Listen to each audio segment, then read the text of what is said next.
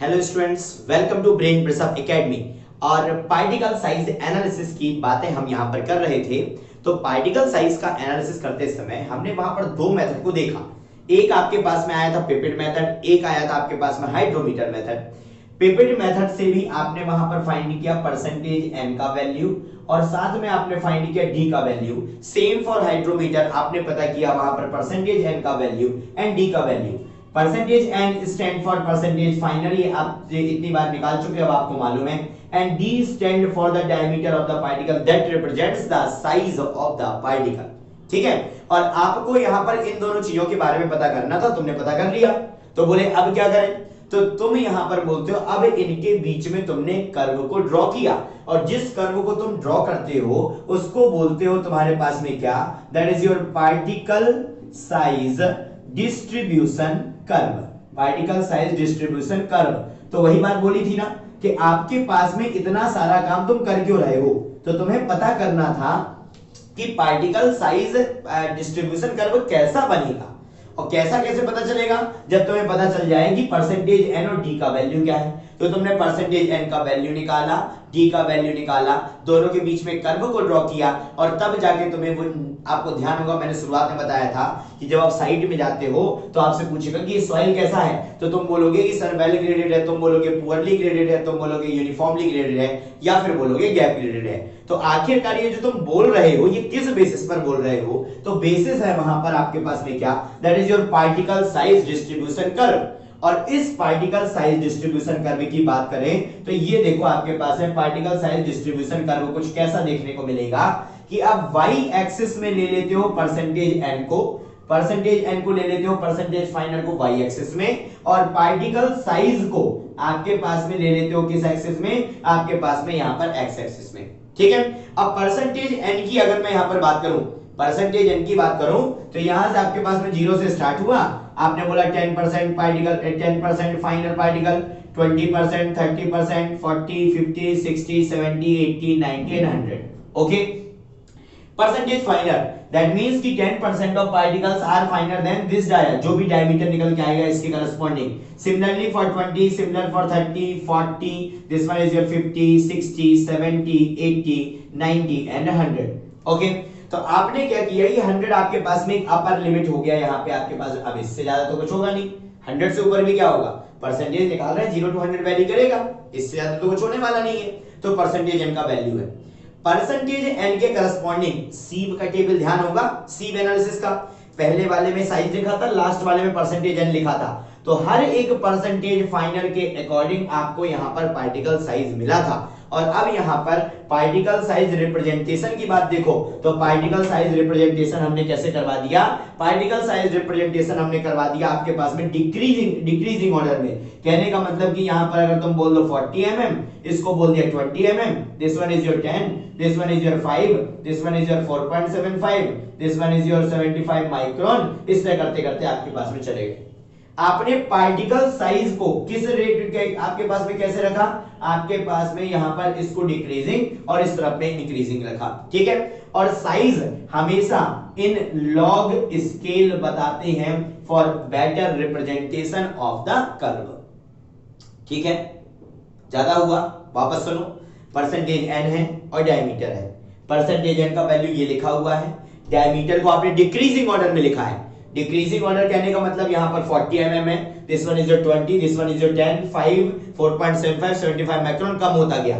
मतलब आप देखो तो ये 75 माइक्रोन में मैं यहां पे भी एक लाइन ड्रॉ कर सकता हूं, मैं बोल सकता हूं कि आपके पास में यहां पर ये फाइन है, ये आपके पास में क्या है, कोर्स है। कोर्स में क्या आता है, ग्रेवल और सैंड आता है, फाइन में क्या आता है, सिल्ट और क्ले आता है। तो सिल्ट और क्ले का रिप्रेजेंटेशन होगा तो यहां पर देखने को मिलेगा, आपके पास सैंड एंड ग्रेवल का होगा तो यहां पर देखने को मिलेगा। तो वो तो बस बना दिया, वो तो बस बना दिया कि अगर यहां पर है तो मैं बोल दूंगा well graded course grand soil, poorly graded fine grand soil. अगर कर्व यहां पर हुआ तो वो सब छोड़ो, वो सब छोड़ो, अभी तो तुम कर्व देखो यहां पर। तो आपने बोला कि हर एक परसेंटेज फाइनल के अकॉर्डिंग आपको यहां पर एक डायमीटर का एक वैल्यू मिला होगा, और जब वैल्यू मिला होगा तो अलग अलग कर्व देखने को मिले कि लाइक एक कर्व तो आपके पास में कुछ इस तरीके का देखने मिल गया, एक कर्व आपके पास में हो सकता है कुछ इस तरीके का देखने मिल जाए। ठीक है, एक कर्व आपके पास में कैसा कुछ कुछ आपके पास में कुछ इस तरीके का देखने मिल जाए, ठीक है, इस तरीके की आपके पास में कर्व देखने को मिलेंगे। हो सकता है आपके पास में कुछ कर्व यहाँ पर सिर्फ इतना देखने को मिल जाए। मैं सबको नाम दे देता हूं, this one is your A, this one is your B, this one is your C and this one is your D. Is it okay? बात समझ में आती है कि आपने बोल दिया यहाँ पर ये, चलो इसको मैं यहाँ पर कुछ ऐसा ना बोल के मैं इसको थोड़ा सा आपके पास में कहां पर यहाँ पर बोल देता हूं, बिल्कुल प्रॉपर पूरा का पूरा एक स्टीप स्लोप मैंने यहाँ पर इसको बोल दिया this one is your D. तो कुछ भी कर्व वहां पर देखने को मिल सकता है, ठीक है। अब सुनो कि आपके पास में यहाँ पर चार टाइप का, मेनली चार टाइप का आपके पास में यहाँ पर सॉइल आएगा। एक है आपके पास में that is your well graded soil, ठीक है। दूसरा आता है आपके पास में that is your poorly graded soil. एक आता है आपके पास में that is your uniformly graded soil and last one आपके पास में आ जाता है द गैप ग्रेडेड सॉइल, ठीक है। चार टाइप के सॉइल का रिप्रेजेंटेशन है जो मैं यहाँ पर आपके पास में देखूंगा। मेनली आपके पास में चार टाइप की यहाँ पर सॉइल है। First one is your well graded soil, second one is your poorly graded soil, third one is your uniformly graded soil, fourth one is your gap graded soil. और अब इसके बारे में देखो, जब बात किया तुमने वेल ग्रेडेड सॉइल का, तो वेल ग्रेडेड सॉइल का डेफिनेशन क्या है कि आपके पास में ऐसा रिप्रेजेंटेशन, ऐसा कर्व जिसमें सभी साइज के पार्टिकल का रिप्रेजेंटेशन बराबर हो।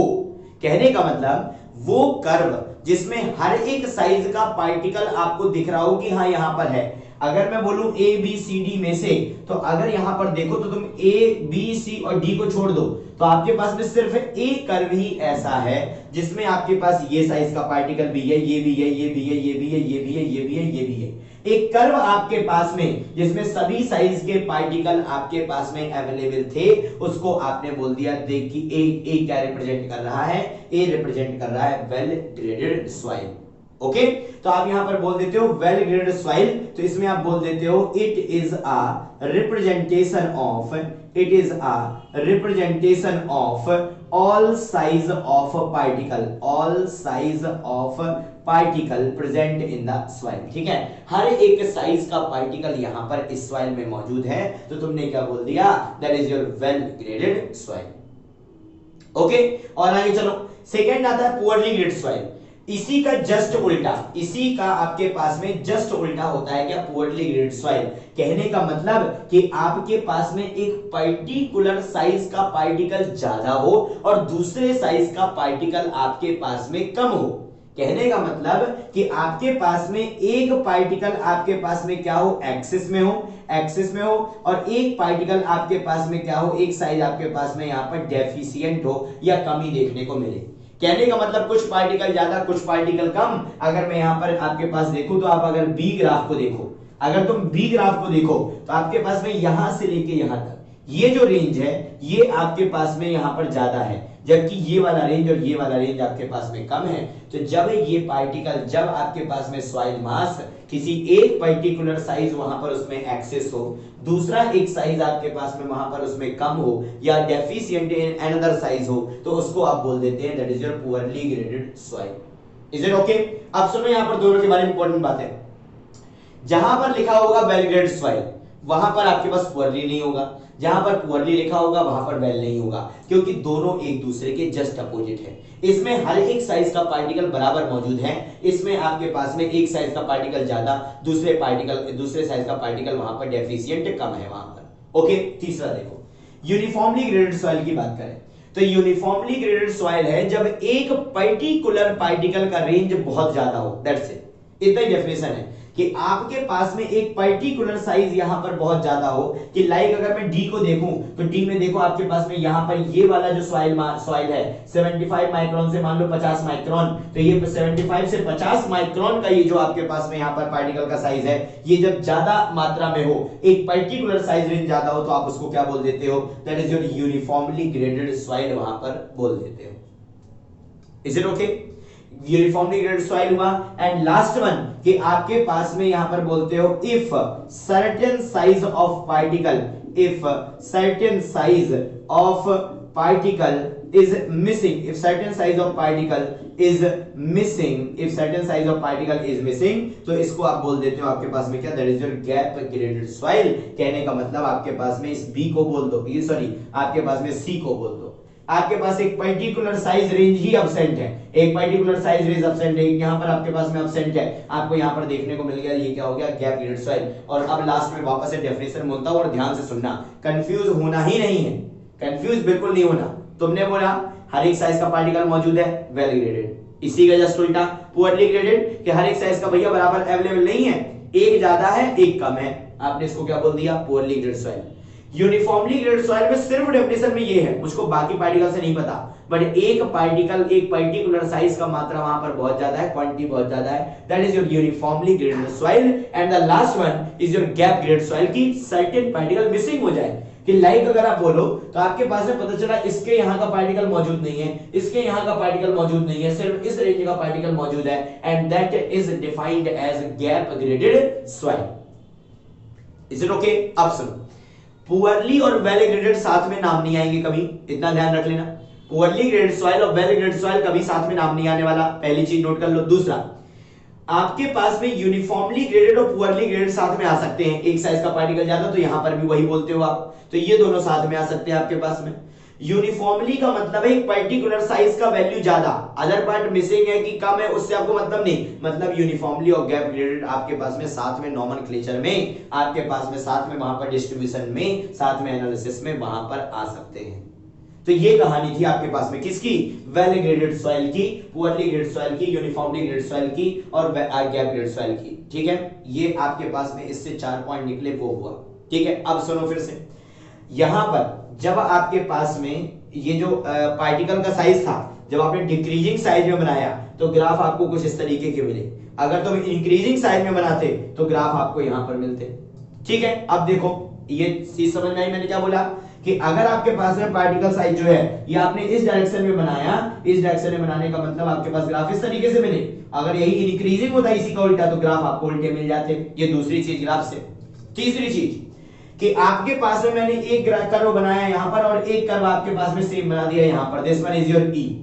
ठीक है, आप क्या देख रहे हो यहां पर, आप देख रहे हो कि ये पर्टिकुलर साइज रेंज यहां पर ज्यादा है, पर्टिकुलर साइज रेंज ज्यादा है तो उसका क्या हो गया, यूनिफॉर्मली ग्रेडेड सॉइल। और सुनना कि 75 माइक्रोन से ऊपर जब मिला, 75 माइक्रोन से आगे आपने देखा पार्टिकल साइज बढ़ा, तब यूनिफॉर्मली ग्रेडेड सॉइल मिला, तो वो क्या हो जाएगी, वो हो जाएगी आपके पास में that is your uniformly graded course grand soil. क्या हो जाएगी, uniformly graded course grand soil. और यही अगर आपको 75 माइक्रोन के आगे मिलता तो आप बोल देते uniformly graded fine grand soil. क्या बोल देते, uniformly graded fine grand soil. तो ये 3 बातें हो गई, पहला तो ये 4 चीजें, दूसरी आपके पास में साइज को लेके ग्राफ कैसे बनेगा, और तीसरी चीज 75 माइक्रोन का लाइन खींचने का मतलब क्या है, इस तरफ कोर्स ग्रेन्ड सॉइल, उस तरफ फाइन ग्रेन्ड सॉइल। इतनी चीज हो गई। ठीक है, अब 2 चीजों के बारे में डिस्कशन और करेंगे और वहां पर इसकी पूरी की पूरी कहानी खत्म हो जाएगी। इस पूरे के पूरे कर्व से तुम्हें 2 चीजों की वैल्यू निकल के आती है, एक होता है तुम्हारे पास में that is your coefficient of uniformity और एक आ जाता है कोफिशिएंट ऑफ कर्वेचर। क्या आता है, coefficient of uniformity. And coefficient of uniformity आपके पास में होता है that is your D60 by D10 और CC आपके पास में होता है coefficient of curvature that is your D30 का स्क्वायर डिवाइड बाय आपके पास में D60 into D10। This one is what, this one is your D। Okay, so D60 divided by D10 is your coefficient of uniformity. DCC is equal to your D30 का square divided by D60 into D10। ये 2 चीजें आपको वहां पर याद रखनी है। ये पहला क्या है, that is your coefficient of uniformity। Okay, coefficient of uniformity and this one is your coefficient of curvature। क्या है, coefficient of curvature। बात समझे? अब सुनो कि इसका वैल्यू यहीं से निकलेगा, मतलब CU का वैल्यू निकालना, चुप्पू जी D60 D10, D60 D10 का तुम्हारे पास में यहां पर मतलब क्या है, D60 और D10 की यहां पर मैं मतलब की बात करूं तो देखो बिल्कुल यहां पर लिखता हूं आपके पास में इनका मतलब, और इनका मतलब है आपके पास में D60 का मतलब होता है diameter by which 60% of particle 60% of particle finer than, कहने का मतलब अगर मैं बोलता हूं कि 100 में से 40 पार्टिकल ऐसे हैं जो यहां से आपके पास में पास कर रहे हैं, तो डी आपके पास में 40 पार्टिकल ऐसे 40 mm से पास कर रहे हैं 60 पार्टिकल। मैंने क्या बोला कि D60 उस डायमीटर का वैल्यू, मैं बोलता हूं D60 is equal to 1 mm। For example D60 is equal to 1 mm, मतलब 100 में से 60 पार्टिकल इस 1 mm से छोटे होंगे। सिमिलरली आपके पास में D30, सिमिलरली आपके पास में D10, तो देखो तुम्हें मिलती है यहां से वैल्यू। तुम्हें चाहिए D60, तो इस कर्व के लिए मान लो एक कर्व के लिए चाहिए, तो तुमने बोल दिया D60 क्या हो जाएगा, ये D60 हो जाएगा, D60 का वैल्यू। आपके पास में D30, तो आपने 30 को बोला, आपने इसको क्या बोल दिया, this one is your D30, this one is your D60। D10 निकालना है, तो ये क्या हो गया आपके पास में, D10 का वैल्यू हो गया। तो आपको यहां से पार्टिकल के साइज का वैल्यू मिल गया, पार्टिकल के साइज का आपके पास में यहां पर क्या मिल गया, वैल्यू यहां पर आपके पास में मिल गया। तो पार्टिकल साइज आपने बता दिया, D60 का वैल्यू, D30 का वैल्यू, D10 का वैल्यू आपके पास में यहां पर बता दिया, D30, D60, D10 का वैल्यू आपने क्या निकाल दिया, Cu निकाल दिया, और क्या निकाल दिया, Cc निकाल दिया। Cc is what? Coefficient of curvature. Cu is what? Coefficient of uniformity. And the last thing आपके पास में कि अगर मैं बोलूं कि Cu का वैल्यू 1, तो ये होता है आपके पास में that is your uniformly graded soil. Okay? Cu का वैल्यू ग्रेटर देन 4, Cu का वैल्यू ग्रेटर देन 6, Cu का value greater than 4 for well graded आपके पास में that is your well graded gravel। क्या होता है आपके पास में Cu का वैल्यू आपके पास में 4 से ज्यादा है फॉर वेल ग्रेडेड ग्रेवल के लिए, और Cu का वैल्यू आपके पास में 6 से ज्यादा है, that is your for well graded sand, that is for well graded sand, that is for well graded sand. Okay, and आपके पास में यहां पर बात करें सीसी की बात कर लें, तो सीसी के बारे में भी आपके पास में कि सीसी का वैल्यू फॉर 1 to 3 लाई करता है, किसके लिए, फॉर 1 to 3 लाई करता है आपके पास में वेल ग्रेडेड सॉइल के लिए। Is it okay? इसके अलावा आपके पास में क्या हो जाता है, पुअरली ग्रेडेड सॉइल। तो कुल मिला के इतनी सी कहानी थी, ये था आपके पास में पार्टिकल साइज डिस्ट्रीब्यूशन कर्व के बारे में। Is it okay? So next video में हम आएंगे कंसिस्टेंसी लिमिट्स के साथ में। सो नेक्स्ट वाली वीडियो हम देखते हैं कंसिस्टेंसी लिमिट, ये यहां पर खत्म होता है। एक बार कंसिस्टेंसी लिमिट में जाएंगे, उसके बाद सॉइल क्लासिफिकेशन में जाएंगे, वहां पर आपके पास में ये शुरुआत वाला चैप्टर पूरा का पूरा खत्म हो जाएगा। Okay, so thank you so much. Next video में मुलाकात होगी कंसिस्टेंसी लिमिट्स के साथ में।